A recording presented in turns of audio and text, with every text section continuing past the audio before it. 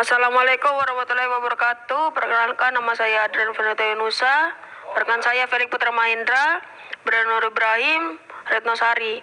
Kami dari kelompok 4 akan membahas tentang peran pelanggan dalam layanan.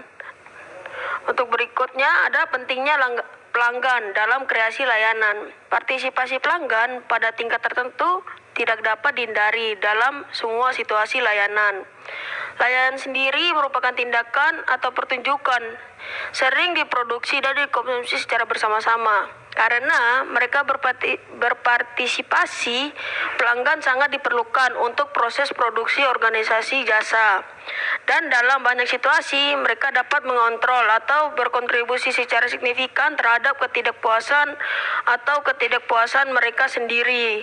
Pelanggan partisipasif, konsisten, dan logika baru dalam pemasaran yang mempromosikan ide-ide bahwa pelanggan selalu merupakan pencipta dan pencipta nilai.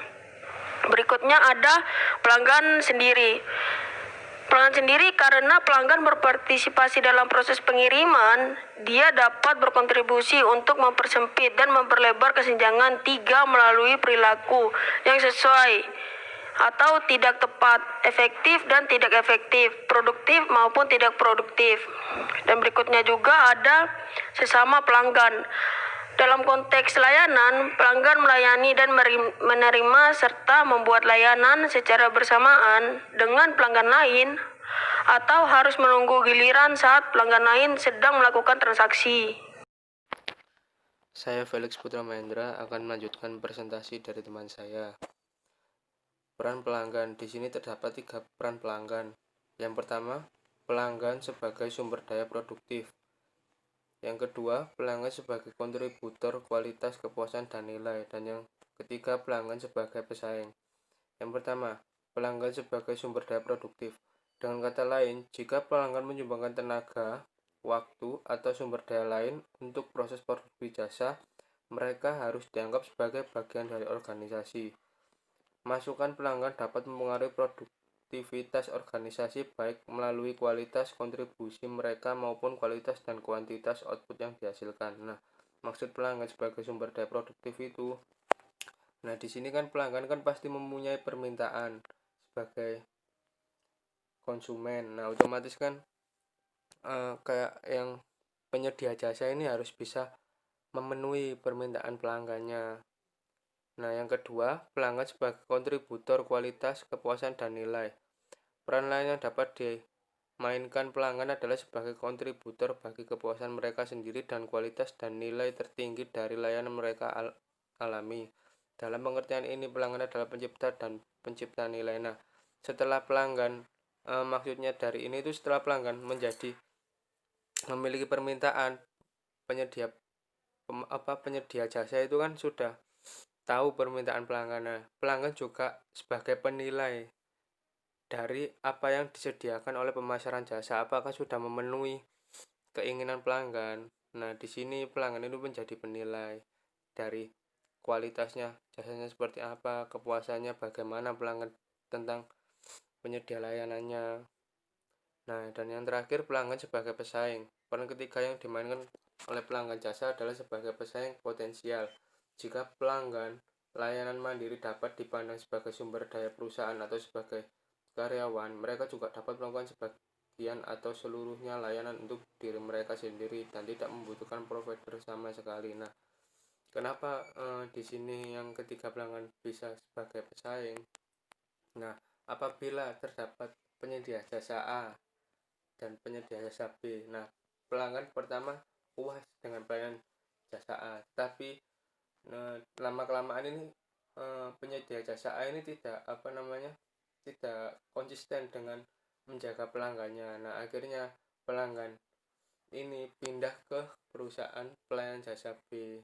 Nah, di sini perusahaan itu dapat mengenali apa sih kekurangan dari penyedia layanan perusahaan sendiri. Waktu perusahaan penyedia jasa A itu harus introspeksi diri. Nah, jadi di sini bisa menjadi lawan dari pesaing perusahaan B agar tetap pelanggan loyal kepada perusahaan pelayanan jasa A, seperti itu. teknologi layanan diri. Teknologi swalayan atau yang biasanya disebut SST adalah layanan yang diproduksi sepenuhnya oleh pelanggan tanpa keterlibatan atau interaksi langsung dengan karyawan perusahaan. Dengan demikian, SST mewakili bentuk akhir partisipasi pelanggan di sepanjang kontinum dari layanan diproduksi seluruhnya oleh perusahaan sampai yang diproduksi seluruhnya oleh pelanggan. Penggunaan SST oleh pelanggan. Beberapa SST yang disebut sebelumnya. Pemesanan online dan check-in maskapai sangat sukses dirangkul oleh pelanggan karena manfaat yang mereka berikan, kenyamanan, aksesibilitas, dan kemudahan penggunaannya. Manfaat bagi perusahaan, termasuk penghematan biaya dan pertumbuhan pendapatan, juga dapat menghasilkan SST yang berhasil. Tiket pesawat toko swalayan kurang cepat diterima oleh pelanggan. Selanjutnya, strategi untuk meningkatkan partisipasi pelanggan. Yang pertama, strateginya itu tentukan peran pelanggan. Peran pelanggan mungkin sebagian ditentukan sebelumnya oleh sifat dari layanan. Layanan mungkin hanya memerlukan kehadiran pelanggan atau biasanya disebut konser, perjalanan, atau maskapai. Atau mungkin memerlukan tingkat masukan yang moderat dari pelanggan dalam bentuk upaya atau informasi, seperti potongan rambut, persiapan pajak, atau mungkin memerlukan pelanggan untuk menciptakan hasil layanan, seperti pelatihan kebugaran, konsultasi, layanan mandiri, seperti itu. Nah, di sini tentukan peran pelanggan. Nah, jadi kita sebagai penyedia pemasaran jasa harus tahu apa sih yang dibutuhkan pelanggan.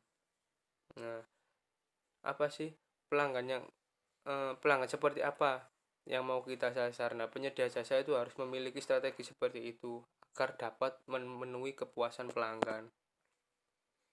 Nah, presentasi selanjutnya akan dilanjutkan oleh teman saya. Pada bagian 2, membantu diri sendiri. Dalam banyak kasus, organisasi mungkin memutuskan untuk meningkatkan tingkat pelanggan keterlibatan dalam pemberian layanan melalui partisipasi aktif. Dalam situasi seperti itu, pelanggan menjadi sumber daya yang produktif melakukan aspek layanan sebelumnya dilakukan oleh karyawan atau orang lain. Di dalam pemasaran diri sendiri seringkali disebut dengan istilah personal branding, karena menggunakan alat branding untuk membuat citra di sekitar karyawan. Personal branding akan memberikan individu lebih banyak peluang untuk mengkomunikasi nilai-nilai keterampilan, pengalaman, dan visi secara efektif kepada para calon manajer di lokasi kerja yang mereka inginkan. Selanjutnya adalah membantu orang lain. Dalam strategi ini, terkadang pelanggan dipanggil untuk membantu orang lain yang mengalami layanan. Seorang di pusat penitipan anak mungkin ditunjuk sebagai teman hari ini untuk membantu anak baru menyesuaikan diri dengan lingkungan. Dalam terlibat dalam jenis peran ini, pelanggan melakukan fungsi produktif untuk organisasi, meningkatkan kepuasan pelanggan dan referensi. Bertindak sebagai mentor dan fasilitator dapat memberikan efek yang sangat positif pada orang yang menjalankan peran tersebut dan kemungkinan besar akan meningkatkan loyalitasnya. Oke, selanjutnya strategi yang keempat dalam promosikan perusahaan. Jadi dalam promosikan perusahaan, layanan pelanggan sangat bergantung pada dukungan dari mulut ke mulut. Dalam memutuskan penyedia mana untuk mencoba, mereka lebih nyaman mendapatkan rekomendasi dari seseorang yang memiliki pengalaman layanan selain dari iklan atau bentuk komunikasi non-personal lainnya. Rekomendasi positif dari teman, kerabat, kolega, atau bahkan seorang kenalan dapat membuka jalan untuk pengalaman layanan yang positif. Jadi tujuannya dari promosi perusahaan yaitu yang pertama, menyebarkan informasi produk kepada target pasar potensial. Terus yang kedua, untuk mendapatkan kenaikan penjualan dan profit atau laba. Terus yang ketiga, untuk mendapatkan pelanggan baru dan menjaga kesetiaan pelanggan. Yang keempat, untuk menjaga kestabilan penjualan ketika terjadi lesu pasar. Terus yang kelima, membedakan serta mengunggulkan produk dibanding produk pesaing lainnya. Oke, selanjutnya adalah perbedaan individu. Tidak semua orang ingin berpartisipasi. Di dalam menentukan peran pelanggan, Penting untuk diingat bahwa tidak semua orang menginginkannya untuk berpartisipasi.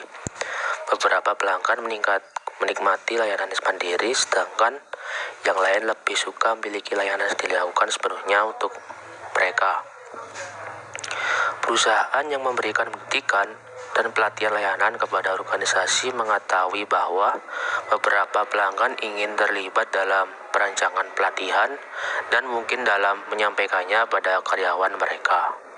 Jadi faktor dari perbedaan individu dalam peran pelanggan yang dapat mengaruhi konsumen adalah sumber daya konsumen, motivasi dan keterlibatan, pengetahuan, sikap serta kepribadian gaya hidup dan demografi. Terus yang pertama itu sumber daya konsumen. Konsumen punya 3 sumber daya dalam setiap pengambilan keputusan, yaitu pertama waktu, yang kedua uang, yang ketiga perhatian. Misalnya wanita karir yang sibuk kerja, di mana dia sebagai seorang istri dan seorang ibu akan memiliki pendapatan yang cukup besar untuk pembelian yang berupa pakaian ataupun peralatan rumah tangga yang mahal harganya. Namun ada batasan dalam hal ketersediaan waktu untuk berbelanja serta mengalokasikan perhatian pada informasi mengenai produk yang akan dibelinya. Selanjutnya adalah rekrut, didik, dan hargai pelanggan. Yang pertama itu adalah rekrut pelanggan yang tepat. Jadi bagi startup yang sedang bertumbuh, proses perekrutan pegawai baru dalam jumlah tertentu menjadi kegiatan yang wajib dilakukan. Meskipun demikian, di lapangan, ketika perekrutan sudah dilakukan, bakal muncul dinamika antara pegawai baru dan pegawai lama. Seseorang pegawai yang tidak cocok dengan dinamika startup akan mudah mengundurkan diri walaupun baru saja masuk ke dalam perusahaan. Selanjutnya, mendidik dan melatih pelanggan untuk berkinerja efektif.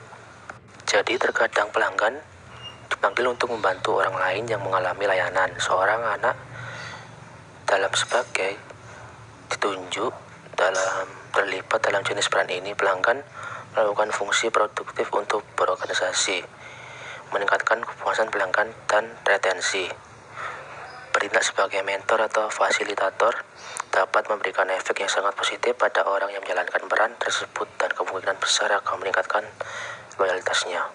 Selanjutnya adalah hadiahi pelanggan atas kontribusinya.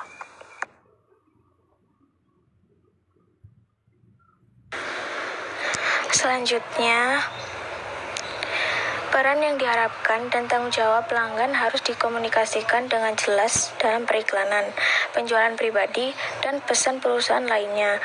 Dengan melihat dulu peran mereka dan apa yang diperlukan dari mereka dalam proses layanan, pelanggan dapat memilih sendiri atau keluar dari hubungan. Nah, setelah merekrut, mendidik, dan menghargai pelanggan, itu berperan yang diharapkan yaitu sebuah tanggung jawab. Pelanggannya itu harus dikomunikasikan dengan jelas dalam periklanan atau penjualan pribadi dan pesan perusahaan lainnya. Selanjutnya, pelanggan perlu dididik atau pada intinya disosialisasikan sehingga mereka dapat menjalankan perannya secara efektif melalui proses sosialisasi.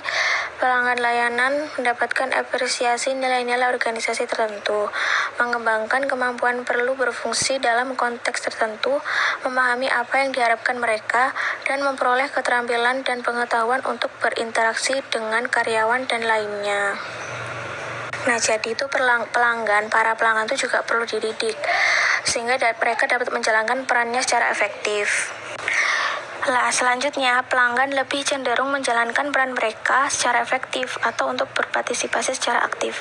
Jika mereka diberi imbalan karena melakukannya, imbalan kemungkinan akan datang dalam bentuk peningkatan kontrol atas proses, penghematan waktu, penghematan moneter, dan manfaat psikologis atau fisik. Nah, jadi mendidik dan menghargai pelanggan itu menyebabkan pelanggan itu menjalankan peran mereka secara efektif dan secara aktif. Dan imbalan kemungkinan itu yang akan datang dalam bentuk peningkatan kontrol atau proses, penghematan waktu, penghematan moneter, dan manfaat psikologis atau fisik. Cukup sekian presentasi dari kelompok kami. Apabila ada kurang lebihnya, kami mohon maaf yang sebesar-besarnya. Wassalamualaikum warahmatullahi wabarakatuh.